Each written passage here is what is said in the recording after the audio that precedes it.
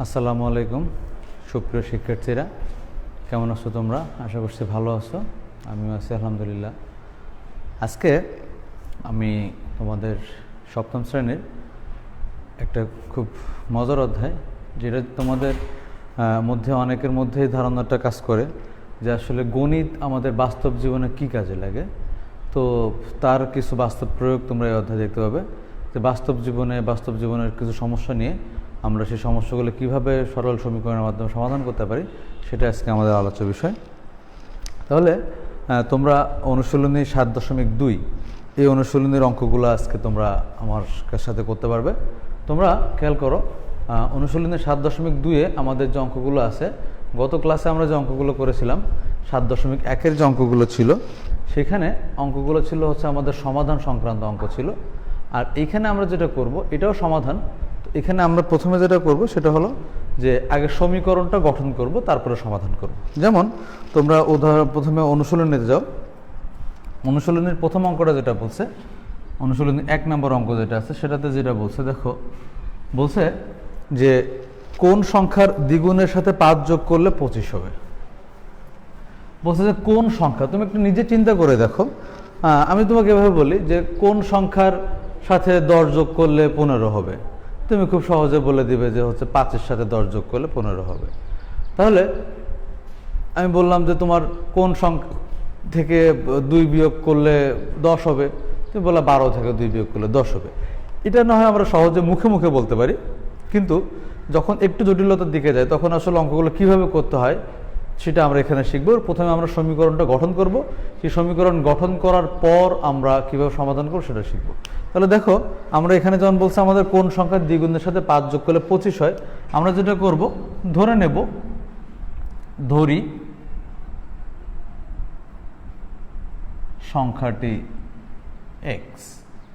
তাহলে প্রশ্নে আমাদের যেটা বলছে সেটাকে আমরা বলি প্রশ্নমতে কোন সংখ্যার দ্বিগুণ, মানে সেই সংখ্যাটার দ্বিগুণের সাথে 5 যোগ করব। তাহলে দেখো, এই সংখ্যার দ্বিগুণ মানে 2x, তার সাথে যোগ 5, সেইটা সমান কত হবে? 25 হবে। আমাদের বলছিল কি, ভালো করে খেয়াল করো, বলছিল যে কোন সংখ্যার দ্বিগুণের সাথে 5 যোগ করলে 25 হয়।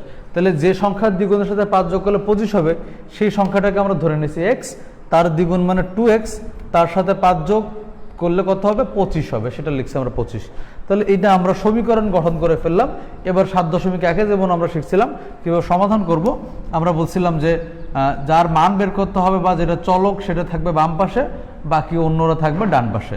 তাহলে আমরা আমাদের চলক হচ্ছে 2x/x, এখানে চলকটা 2x-কে বাম পাশে রাখলাম, এই পাশে 5-কে আমরা ডান পাশে নিয়ে যাব, 25 - 5, তাহলে বাম পাশে থাকবে 2x = পাশে 20, অতএব x = 20/2, অর্থাৎ x = 10। তাহলে আমাদের নির্ণয় সংখ্যাটা হলো 10। তুমি এবার চিন্তা করে দেখো, 10-এর 2 গুণ তার মানে 20 + 5 25। তাহলে আমরা দেখতে পেলাম যে হচ্ছে যে সংখ্যার সাথে 2 গুণ করে 5 যোগ করলে 25 হবে, সেই সংখ্যাটা হচ্ছে আসলে 10। এরপরে যে অঙ্কটা আছে দেখো, বলছে যে কোন সংখ্যা থেকে 27 বিয়োগ করলে বিয়োগফল হবে -21। তাহলে আমরা এখানে বললাম যে হচ্ছে সেই সংখ্যাটা ধরে নিলাম আমরা x ধরে নেওয়ার পরে সেই সংখ্যা থেকে 27 বিয়োগ করতে হবে। তাহলে সেই সংখ্যা এটা, সেখান থেকে 27 বিয়োগ করলে হবে -21। বলছে 27 বিয়োগ করলে বিয়োগফল হবে -21।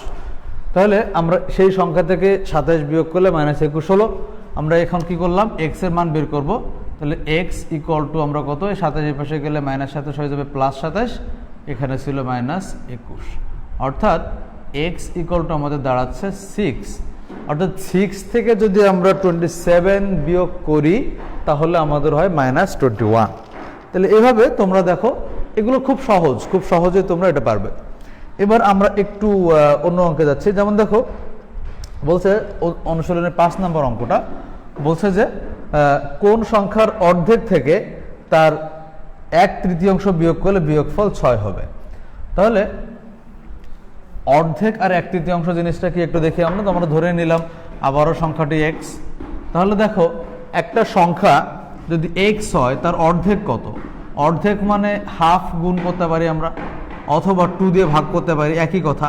2 দিয়ে ভাগ করলে অর্ধেক হয়, আর এই অর্ধেক দিয়ে বা হাফ দিয়ে গুণ করলে অর্ধেক হয়। আর 1/3 কত?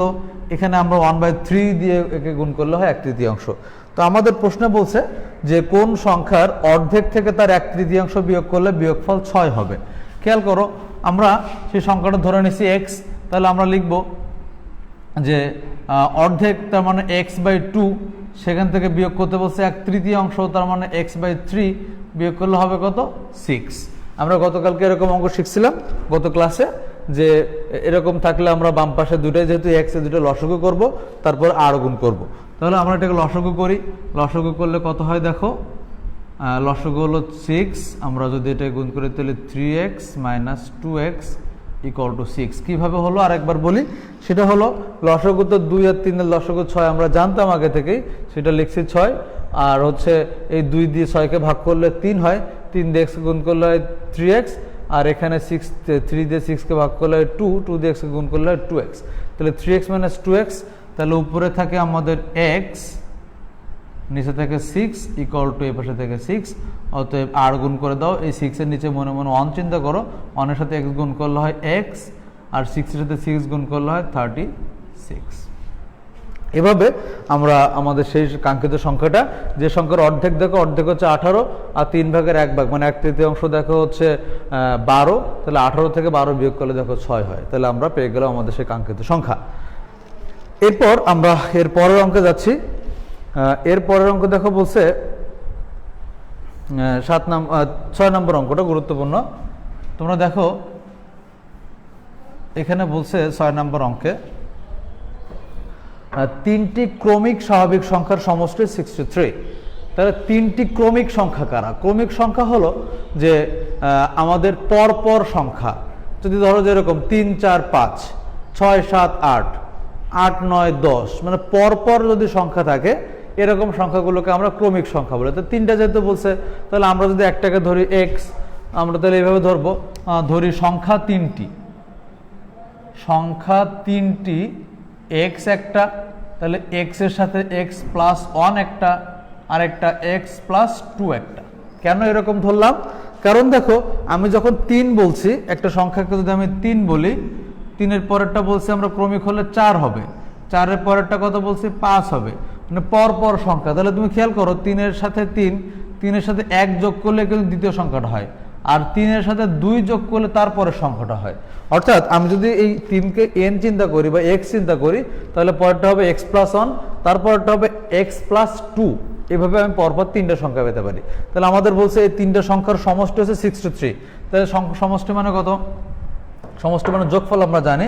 তাহলে আমরা লিখলাম যে প্রশ্ন মতে x+1 x+2, অর্থাৎ এই 3টা সংখ্যার যোগফল, এই 3টা সংখ্যার যোগফল কত হবে?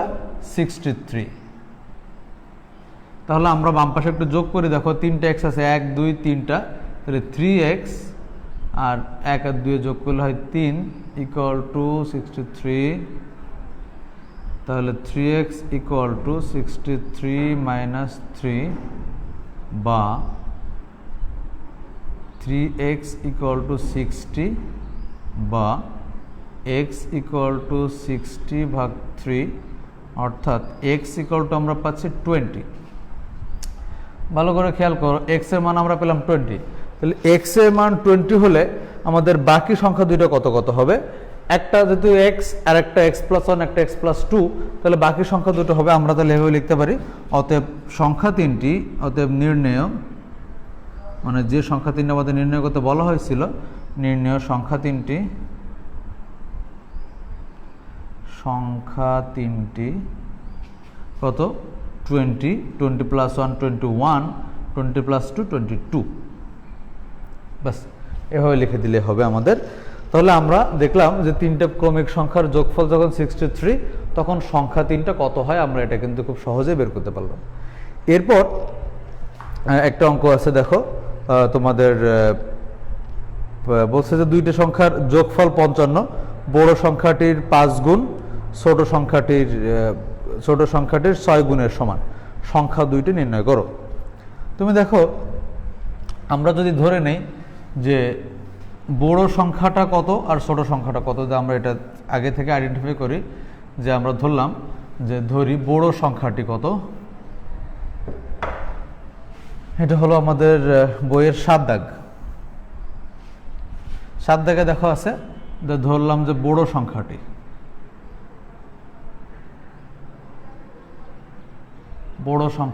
x, অতএব ছোট সংখ্যাটি কত।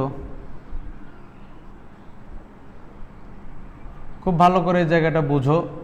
ধরো তোমার কাছে দুইটা সংখ্যার যোগফল আছে, ধরো তোমার হচ্ছে 10।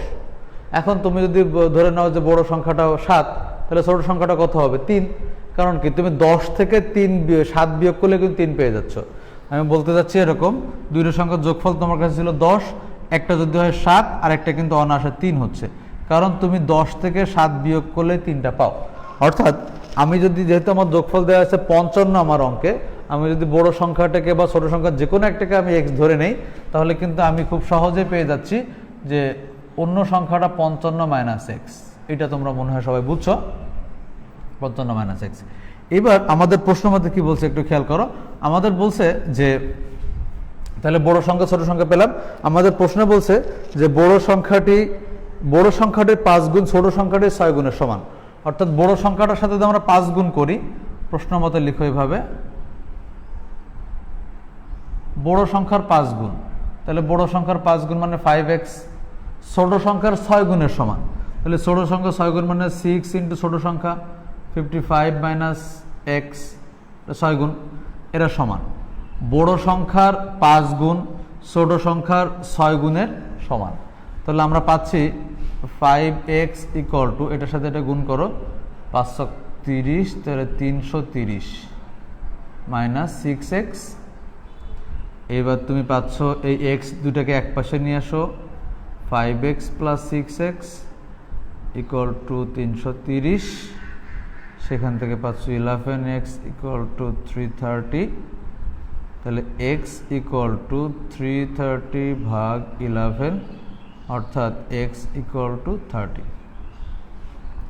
আমরা পেলাম x = 30। তাহলে x = 30 অর্থাৎ কত, আমাদের বড় সংখ্যাটা হচ্ছে 30, অতএব বড় সংখ্যাটি কত 30, আর ছোট সংখ্যাটি কত 55 - 30, অর্থাৎ 25। তাহলে আমরা পেলাম যে বড় সংখ্যাটা 30 আর ছোট সংখ্যাটা হচ্ছে 25। তাহলে আমরা এভাবে আমাদের ম্যাথটা খুব সহজেই করে ফেলতে পারি। দেখো, আমরা শুধুমাত্র আমাদের ধরাটা এবং এই প্রশ্ন মতে যে লাইনটা, এই লাইনটা লেখাটা কিন্তু সবচেয়ে গুরুত্বপূর্ণ। এখানে আমাদের সেই ইকুয়েশন ফর্ম করার যে লাইনটা, অর্থাৎ সমীকরণ গঠনের যে লাইনটা, এই লাইনটা লিখতে পারলে কিন্তু আমরা খুব সহজেই সলিউশন করে ফেলতে পারবো ইনশাআল্লাহ। এবার আমরা চলে যাচ্ছি পরের অঙ্কে, 8 নম্বর অঙ্কে।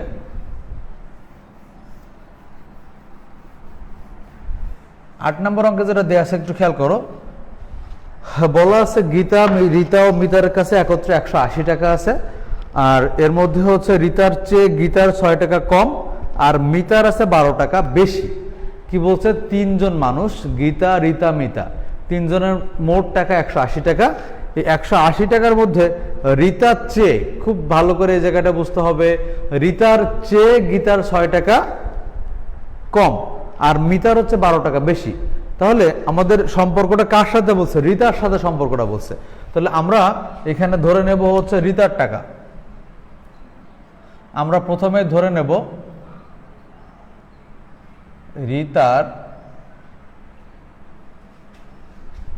আছে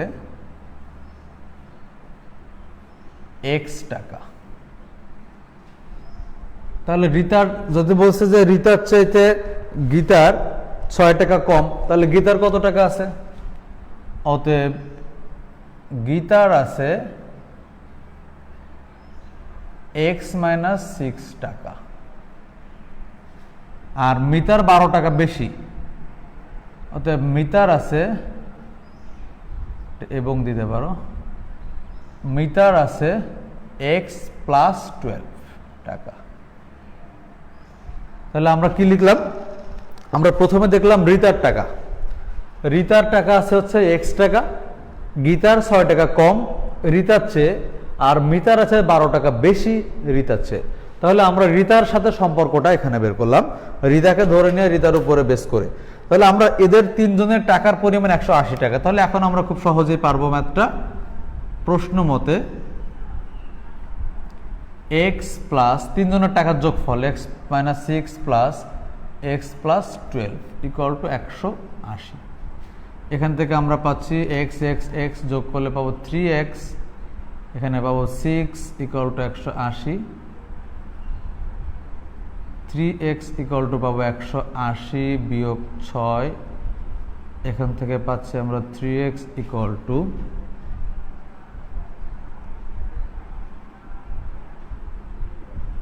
অতএব 3x ইকুয়াল টু কত পাচ্ছি আমরা 174 ভাগ 3, এটাকে ভাগ করো x ইকুয়াল টু এটা পাচ্ছি। তাহলে x ইকুয়াল টু কত 3 5 15, 3 8 24। তাহলে রিতার আছে, যেহেতু x এর মানটা ছিল রিতার, তাহলে রিতার আছে 58 টাকা।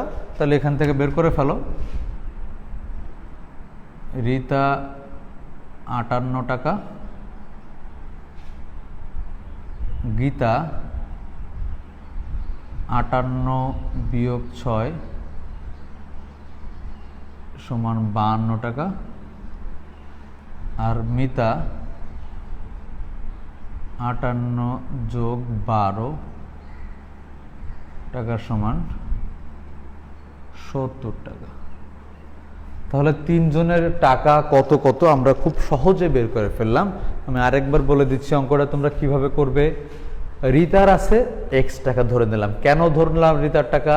কারণ রিতার চেয়ে বলছে মিতার কম, মিতার বেশি, রিতার চেয়ে বলছে গীতার কম, মানে রিতার সাথে একটা সম্পর্ক বলে দিচ্ছে, এজন্য আমরা রিতার টাকা ধরে করলাম। তাহলে রিতার যদি x টাকা, তাহলে 6 টাকা কম হলে গীতার হবে x মাইনাস 6, আর 12 টাকা বেশি হলে মিতার হবে x প্লাস 12। তাহলে এই তিনটার যোগফল আবার যেহেতু আমাদের বলে দিচ্ছে 180 টাকা, তিনজনের মোট টাকা 180, তাহলে আমরা খুব সহজে এটা যোগফল 180 দিয়ে অঙ্কটা করে ফেলতে পারি। এবার আমরা যাচ্ছি আরেকটা অঙ্কে।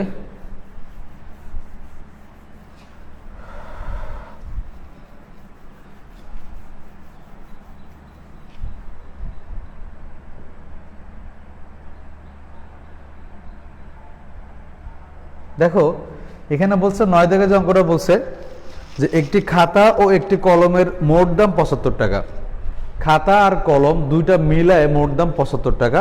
বলছে খাতার দাম যদি 5 টাকা কম হতো আর কলমের দাম যদি 2 টাকা বেশি হতো, তাহলে খাতার দাম কলমের দামের দ্বিগুণ হতো। কি বলছে যে দুইটার মোট টাকা কত সেটা বলে দেওয়া আছে। বলে দেওয়ার পরে এবার বলছে যে খাতার দাম 5 টাকা কম, তাহলে খাতার যে দাম তুমি ধরছো তার থেকে 5 টাকা কমাবা, এরপরে হচ্ছে কলমের দাম 2 টাকা বাড়াও। যদি এরকম হয় আসলে, তাহলে খাতার দাম কলমের দামের দ্বিগুণ হয়ে যাবে। সেক্ষেত্রে আমাদের খাতার কলমের দাম কত সেটা বের করতে হবে। তাহলে আমরা একটু দেখি 9 দাগ। আমরা ধরলাম যে একটি খাতার মূল্য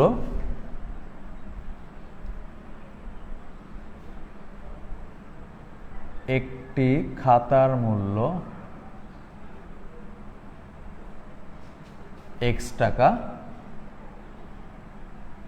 যেহেতু খাতার কলম মিলায়ে মূল্য 75 টাকা, তাহলে একটি কলমের মূল্য হবে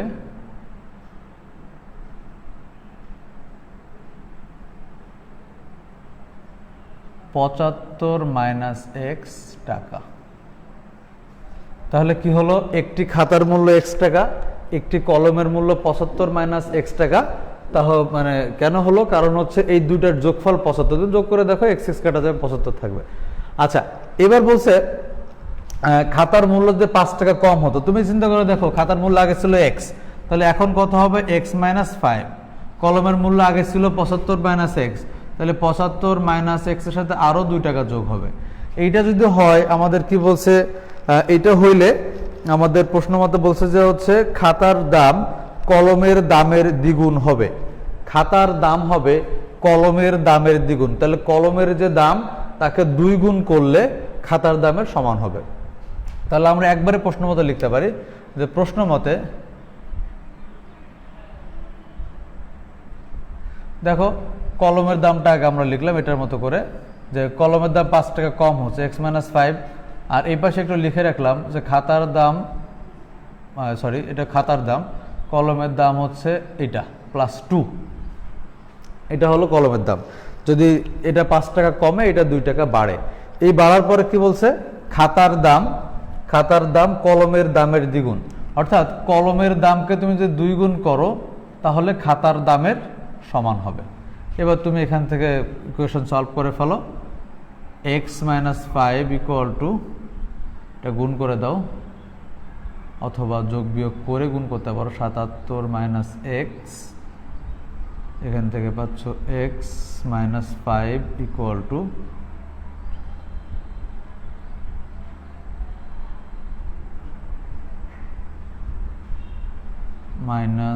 -2x। তাহলে আমরা পাচ্ছি x + 2x = 154 মাইনাস প্লাস হয়ে গেল, তাহলে 3x = 951।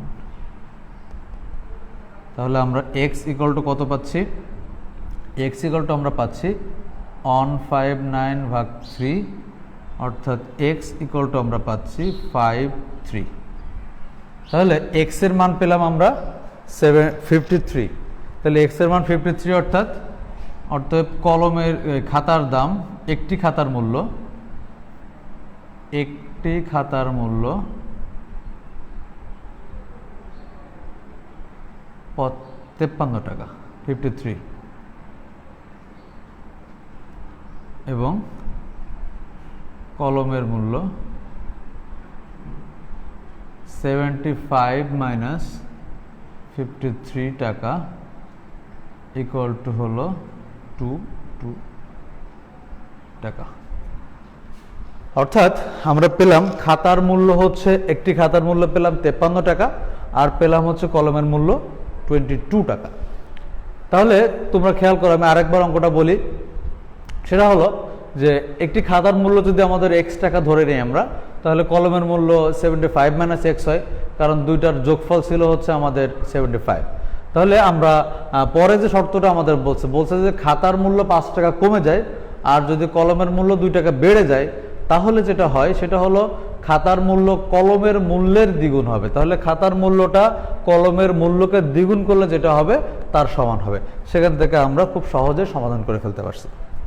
এরপর আমরা চলে যাচ্ছি এর পরের অঙ্কে। আমি তোমাদের চেষ্টা করব এই অধ্যায়ের সবগুলো অঙ্ক করে দেখানোর জন্য।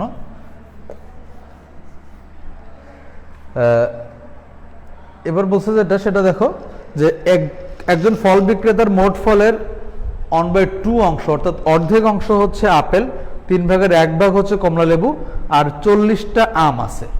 তার নিকট মোট কতগুলো ফল আছে? তাহলে দেখো আমি জানি না আসলে কতগুলো ফল আছে, কিন্তু অংশ আমাকে বলে দেওয়া হয়েছে যে মোট যত ফল আছে তার হাফ, অর্থাৎ 1/2 অংশ হচ্ছে আমাদের এটা বলছে যে আপেল, আর 1/3 অংশ বলছে কমলা, আর বাকিগুলো সব আম। তাহলে আমাকে বের করতে হবে তার কতগুলো ফল আছে। তাহলে আমরা একটু ধরে নিলাম যে এটা তোমাদের বইয়ের 10 নম্বর অঙ্ক। আমরা ধরে নিলাম যে ধরি মোট ফল xt। অতএব বা প্রশ্ন মতে তুমি একবারে লিখে দাও, প্রশ্ন মতে খুব ভালো করে খেয়াল করো। আমার মোট ফল x, এই x সমান কত? x সমান x এর হাফ অংশ হচ্ছে আপেল, x এর 1/3 অংশ হচ্ছে কমলা, আর 40টা এটা হচ্ছে আম। তাহলে দেখো x এর হাফ অংশ হচ্ছে আপেল, এটা হলো কমলা, আর এটা হলো আম। এই তিনটা যোগ করলে এই 3 রকম ফল মিলেই তো তার টোটাল ফল। তাহলে যদি আমরা মোট ফল ধরে নিয়েছিলাম x, তাহলে x = আমি বলতে পারি এইটা যোগ এইটা যোগ এইটা। সেক্ষেত্রে আমাদের যে রেজাল্টটা আসবে আমরা একটু করে দেখি। x = এটাকে গুণ করলে x/2, x/3 40, এক্স ওয়ালাগুলোকে এক পাশে নিয়ে আসো, 40 যেহেতু একটাই সংখ্যা তাকে ডান পাশে রাখো, এখানে এটাকে লসাগু করো, লসাগু 6, তাহলে 6x - 3x - 2x = 40, তাহলে 6x - 5x ভাগ 6 = 40 বা x ভাগ 6 = 40, অর্থাৎ x = 8 গুণ করে দিলে 240। তাহলে আমাদের মোট যে ফল, সে মোট ফলের সংখ্যা হচ্ছে এই 240টা। এটা আমরা পেলাম। তাহলে কিভাবে পেলাম তোমরা আরেকবার দেখো। মোট ফল আমরা ধরে নিয়েছিলাম x, তার যেহেতু 2 ভাগের 1 ভাগ ছিল হচ্ছে আপেল, সেটা বের করলাম, 3 ভাগের 1 ভাগ ছিল কমলা, সেটা নিলাম, আর 40টা ছিল আম। এই তিনটার সংখ্যা এই মোট ফলের সংখ্যার সমান ছিল, সেখান থেকে আমরা পেয়ে গেলাম মোট ফল আমাদের 240টি। এবার আমরা যাচ্ছি এর পরের অঙ্কে। হ্যাঁ, এর পরের অঙ্কটা বলছে দেখো যে পিতার বর্তমান বয়স পুত্রের বর্তমান বয়সের 6 গুণ।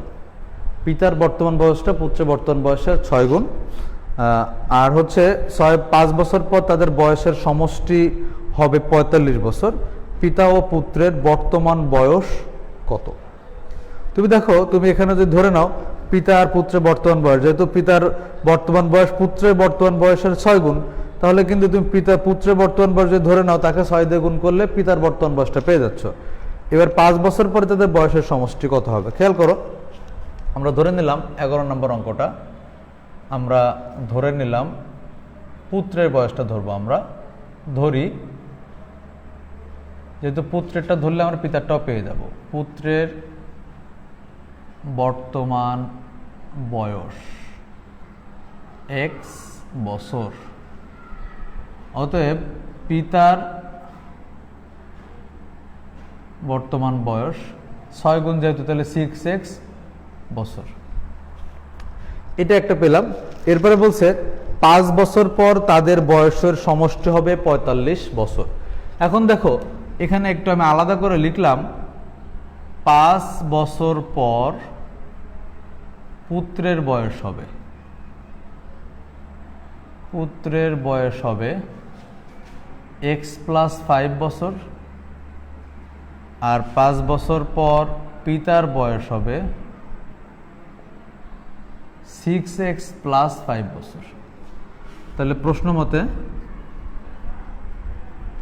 5 বছর পরে তাদের বয়সের যে সমষ্টি x + 5 আর 6x + 5, এটাকে বলছে আমাদের 45 বা 45 বছর। তাহলে আমাদের এখান থেকে আমরা পেয়ে যাচ্ছি 7x + 10 = 45, অর্থাৎ 7x = 45 - 10, 7x = 35, আর x = 35 ভাগ 7, অর্থাৎ x = 5। x = 5। তাহলে আমরা কি পেলাম? খেয়াল করো, আমরা এইটা 5 বছর পরে যে বয়স ছিল পুত্রের, এটা পিতার, এটা এই দুটো যোগফল 45 বছর। সেখান থেকে আমরা পেয়ে গেলাম x এর মান, অর্থাৎ পুত্রের বর্তমান বয়স পেলাম আমরা এটা। তাহলে পুত্রের বর্তমান বয়স যদি x হয়, তাহলে অতএব পুত্রের বর্তমান বয়স x মানে অর্থাৎ 5 বছর, আর পিতার বর্তমান বয়স 6 গুণ 5 = 30 বছর। এটা হলো আমাদের পিতার বয়স এবং পুত্রের বয়স আমরা পেয়ে গেলাম। এইভাবে তোমরা বাকি যে অঙ্কগুলো আছে এই অধ্যায়ের, সেই অঙ্কগুলা তোমরা আজকে চেষ্টা করবে।